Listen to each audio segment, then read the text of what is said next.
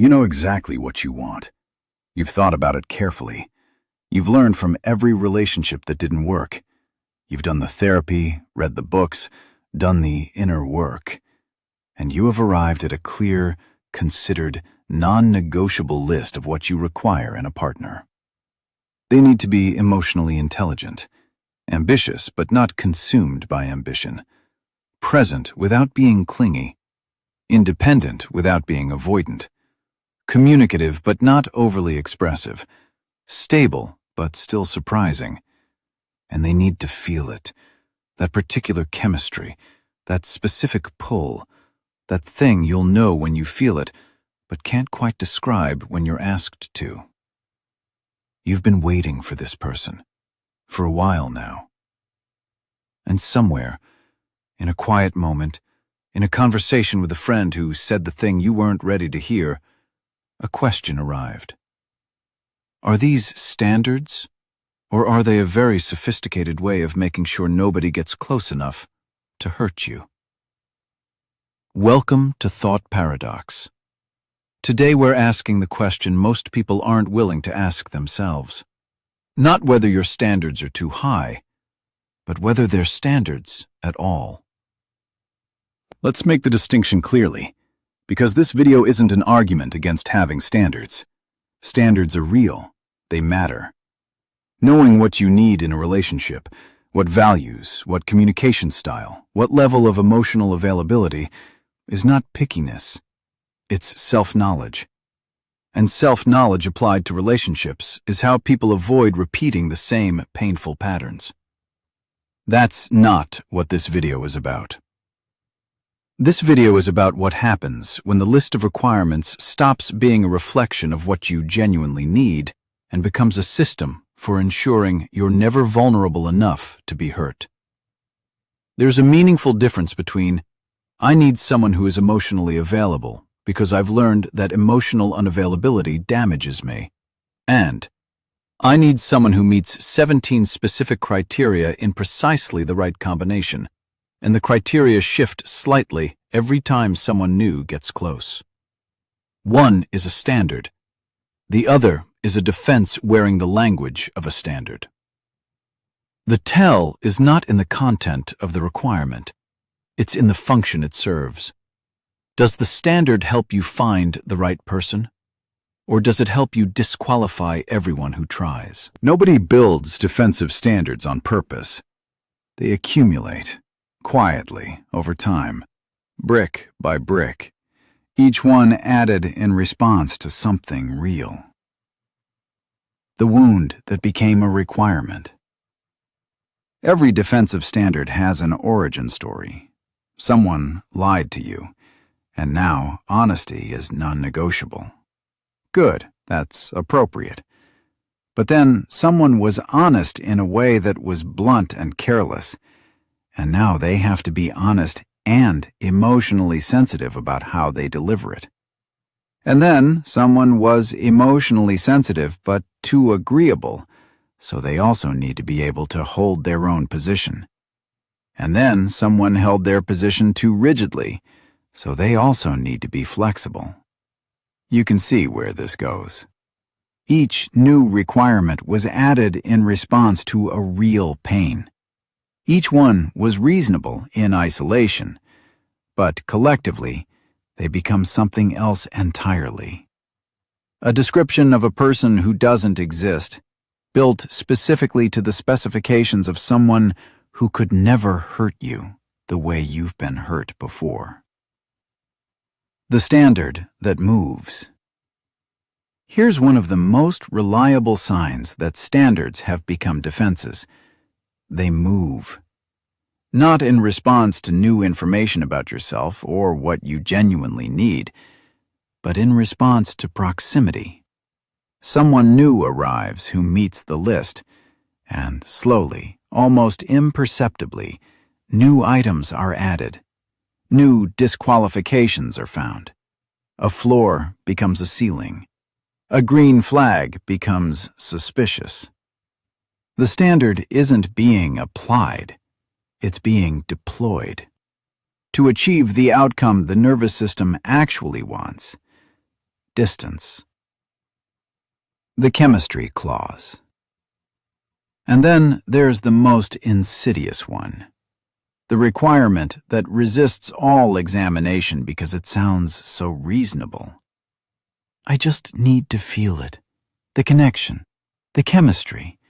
I'll know it when I feel it.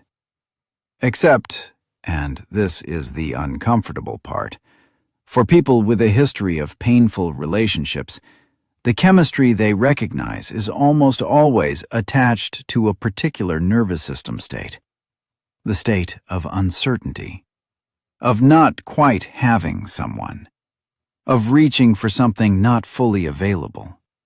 Safe, available, emotionally present people don't produce that state, so they don't produce the chemistry. And the absence of chemistry gets filed as evidence that the person isn't right, rather than evidence that the person is safe. The chemistry clause, in this context, is not a standard. It is the nervous system asking for the familiar. Sign 1. The list grows after every relationship. Each person who hurt you added something new to the requirements. Not a refinement, an addition. Another layer, another protection. Until the list has become so specific that the person it describes has never existed and couldn't. Sign 2. You find the flaw faster as someone gets closer. In the early stages, before investment, before real vulnerability, people seem promising. But the closer they get, the more clearly you see what's wrong with them. This feels like discernment. It presents as wisdom, but sometimes it is the proximity itself activating the defense, the approach triggering the search for the disqualifying detail. Sign 3. Safe people feel wrong and unavailable people feel right. If the people who meet your stated standards consistently feel flat, while the people who fall short of them consistently feel compelling, that's information, not about the standards being wrong, about which nervous system state is being confused for attraction. Sign 4. You're more comfortable analyzing compatibility than experiencing it. The long conversations about values and goals and what you each want from life, the careful assessment of green flags and red flags, the intellectual framework applied to every new person before allowing yourself to feel anything. Analysis is not inherently avoidance, but when it consistently substitutes for presence, when thinking about the relationship replaces being in it, it often is. Sign 5. You have more reasons not to date someone than to date them. Every new person arrives with a case already being built against them, not consciously, but the weight of the assessment falls toward disqualification rather than discovery. The generous read is not the default one. Standards based in genuine self-knowledge tend to be relatively simple. Defenses dressed as standards tend to be elaborate. Sign 6. The thought of actually finding the right person is more terrifying than comforting. This is the one that tells you the most. Sit with it honestly. If someone perfect, by every metric on your list, appeared tomorrow, someone who was available, interested, emotionally intelligent, aligned with your values, what is your actual felt response to that thought? Relief? Or something that feels uncomfortably close to panic? Here's what makes this pattern so hard to examine. The defenses are protecting something real, not imaginary, not irrational, not the invention of an overly cautious mind. Real pain, real losses, real moments where being open cost you more than you had anticipated paying. The person who was betrayed and added honesty to the list. The person who was abandoned and added consistency. The person who loved someone unavailable and decided they'd never do that again, and then built a system so sophisticated it keeps everyone at the same distance as the unavailable person did, just with much more paperwork. The defenses were built for good reasons. They were built by a self that was trying, with whatever it had available, to prevent the specific suffering it had already survived once. And they worked. In the sense that the particular wound that built each requirement hasn't been reinflicted. But they also work in a way that wasn't intended. They prevent not only the pain, they prevent the thing the pain was a risk of. The love, the real one. The one that arrives without a guarantee and asks you to be present without a safety net. This isn't a video that ends by telling you to lower your standards. It's a video that asks you to examine whether what you're calling standards is actually doing what you think it's doing. Real standards clarify. Defenses complicate. A genuine standard is usually simple, clean. It knows what it's asking for and why. I need someone who is honest with me. That's a standard. I need someone who is honest but not blunt, communicative but not overwhelming, available but not clingy, ambitious but present, with a specific kind of humor and a particular relationship with their family and a compatible philosophy about money and travel and the future. That's a maze. And mazes don't find people. They lose them.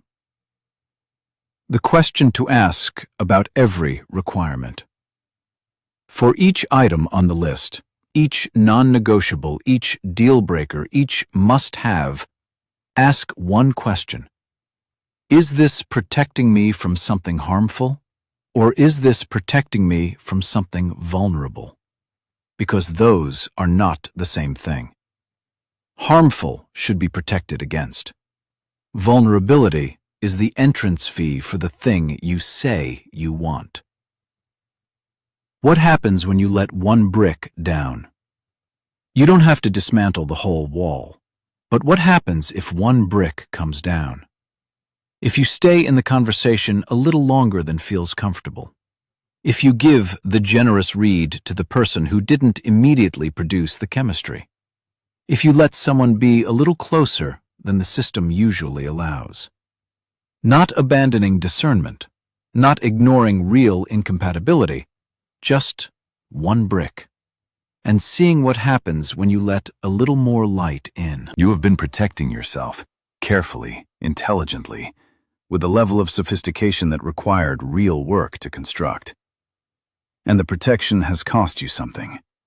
Not because you were wrong to need it, not because the wounds that built it weren't real, but because a self that is perfectly protected is also a self that is perfectly isolated, and isolation, however safe, is its own kind of loss. The standards that are actually standards, the ones that come from knowing yourself rather than from fear, those are worth keeping. Not every requirement is a defense. Not every deal breaker is avoidance. But the ones that move when someone gets close, the ones that multiply when things start to feel real, the ones that feel less like clarity and more like relief at having found another reason not to try, those deserve a different kind of attention. Not removal, examination. Why is this here? What is it protecting? Is it protecting me from harm, or from the risk of wanting something I might not get to keep? Because here's the thing about the love you say you want. It cannot be quality controlled into existence. It cannot be risk assessed into safety. It cannot be arrived at through a process rigorous enough to guarantee it won't hurt. It arrives, when it arrives, through the specific, terrifying, irreplaceable act of letting someone close enough to matter. Close enough that losing them would cost something. Close enough that the protection would have needed to come down. Your standards aren't the problem. Your fear is the problem. And your standards, if you're honest, have been doing your fear's job for a very long time. I'm Thought Paradox. If this said something you needed to hear, share it with someone who needed it too. See you in the next one.